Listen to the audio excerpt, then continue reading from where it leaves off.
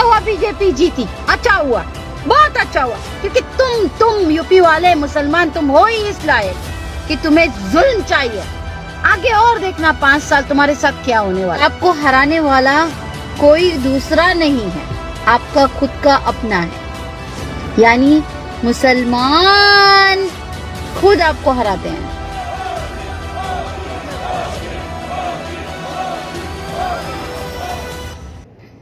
अस्सलाम वालेकुम।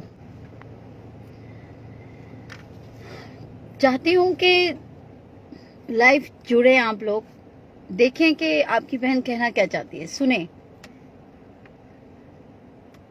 मसला कुछ नहीं है, ये वीडियो खास करके मैंने असदुद्दीन ओवैसी साहब के लिए बनाया है।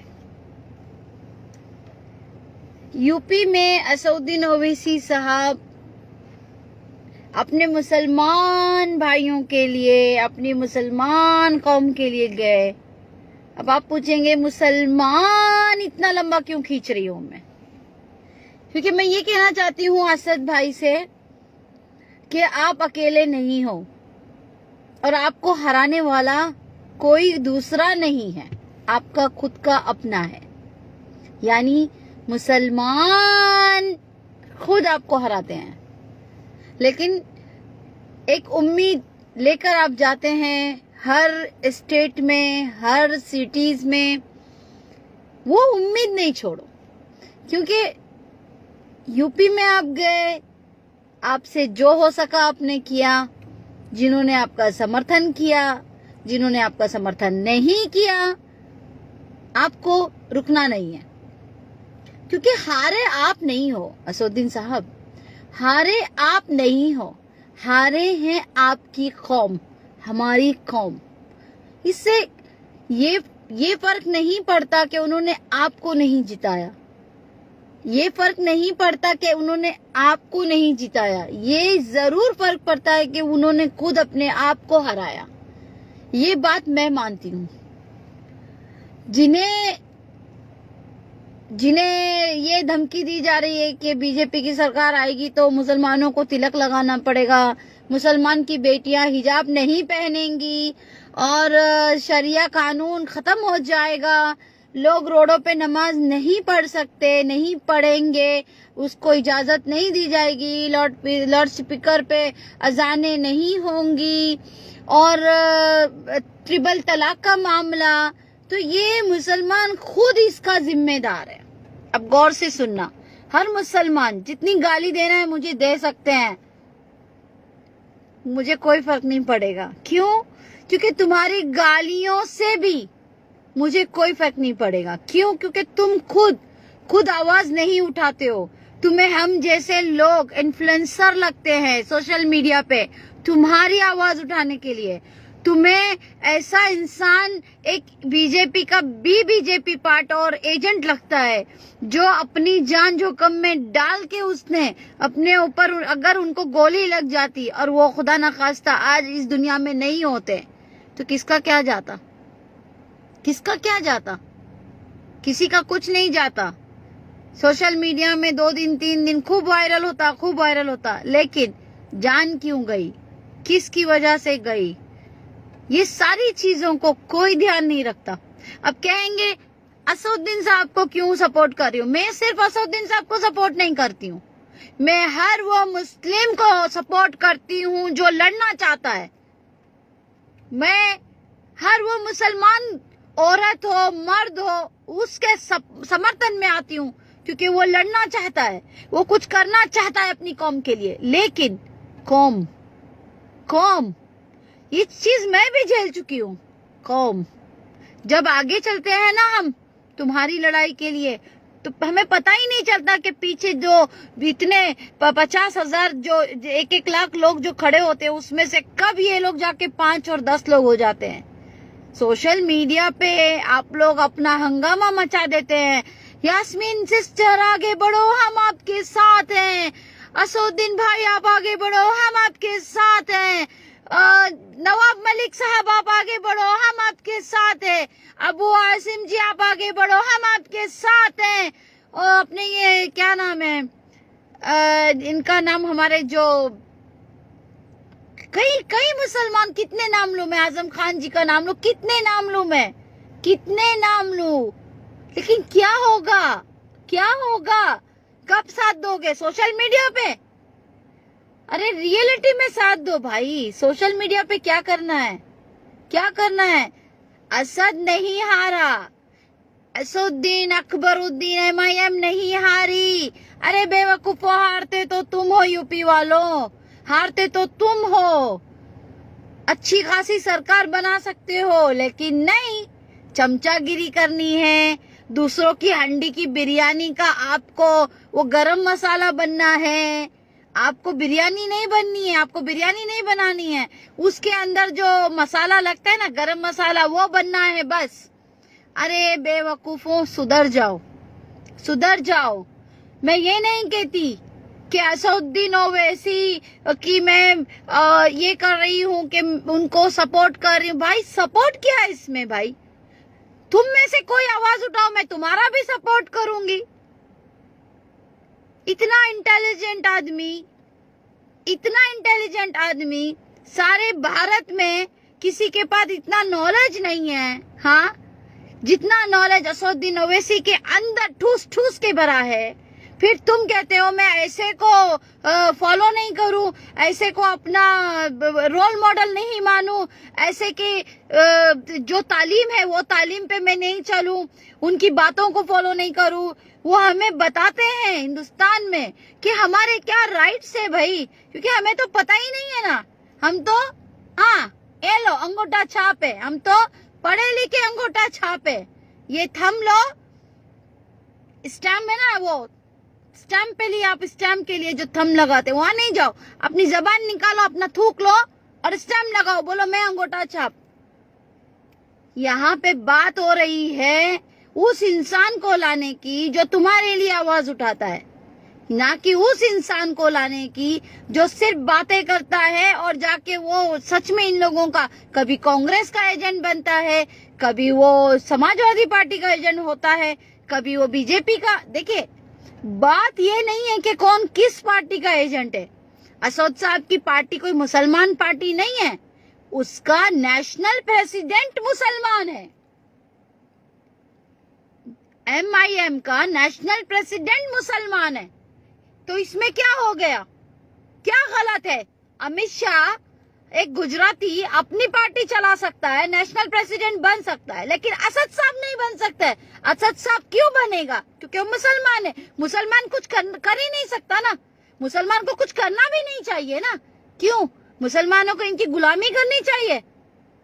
बात यहाँ हो रही है हक की। अरे हक पे आवाज उठाने वालों को आप सपोर्ट नहीं करते, तो मैं सोचती हूँ कि सच में आज जो मुसलमानों की जो आज हैसियत, जो आज उनके ऊपर जो बीत रही है ना, वो गलत नहीं हो रहा है। जितने जुल्म हो रहे हैं ना, गलत नहीं हो रहे हैं, गलत नहीं हो रहे हैं।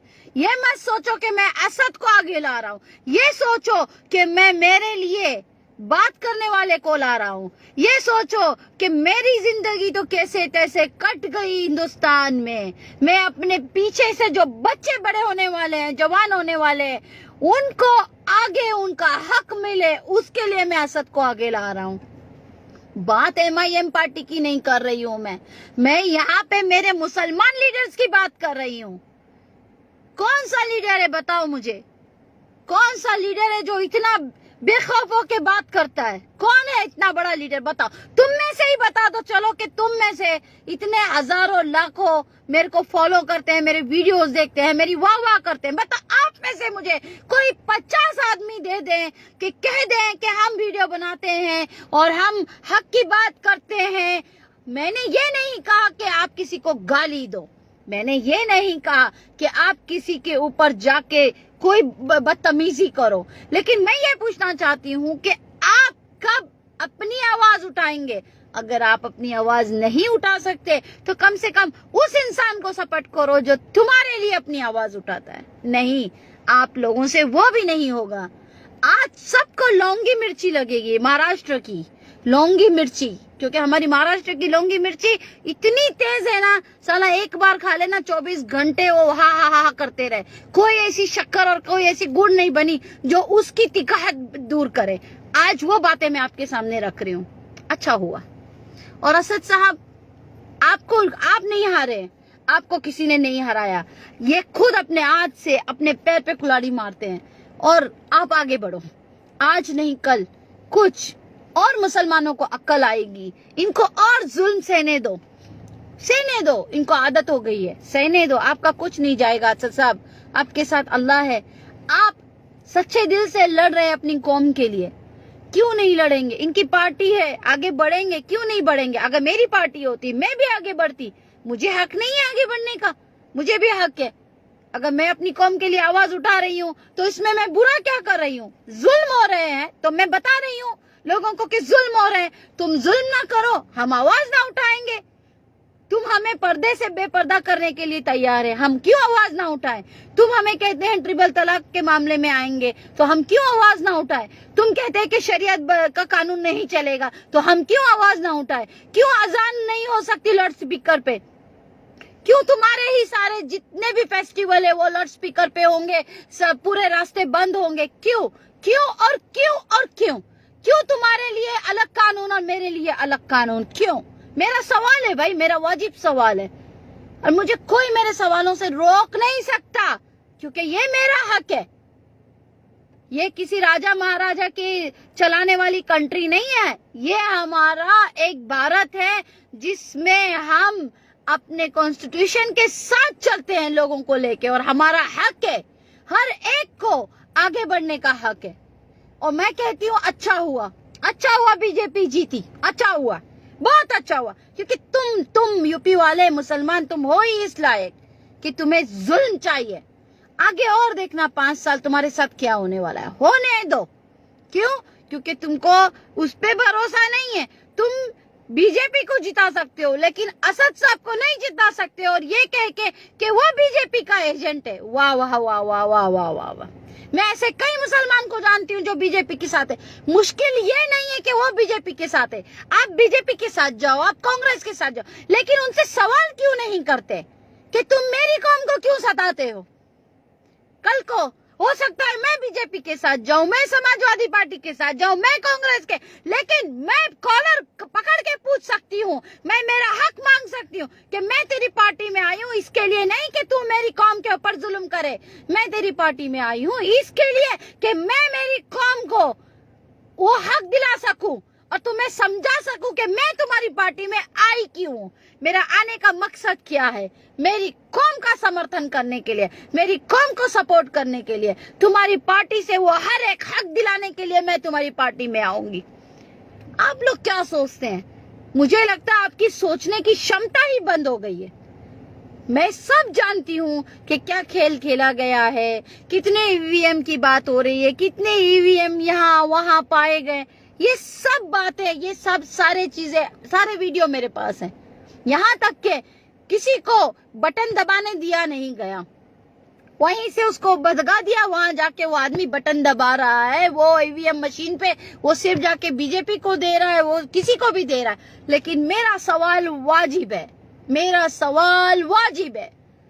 खुश हो जाओ कि असद हार गया, ये कह के भी खुश हो जाओ कि वो बीजेपी का एजेंट है, खुश हो जाओ, क्योंकि तुम्हें कुछ फर्क नहीं पड़ता। तुम्हें भीख मांगने की आदत हो गई है, तुम्हें सर झुका के रहने की आदत हो गई है इसके लिए, और तुम्हें डर के खौफ में रहने की आदत हो गई है। तुम अपना जो दायरा बना चुके हो, तुम उससे निकलना नहीं चाहते, तुम अपने हकूक की बात नहीं करते।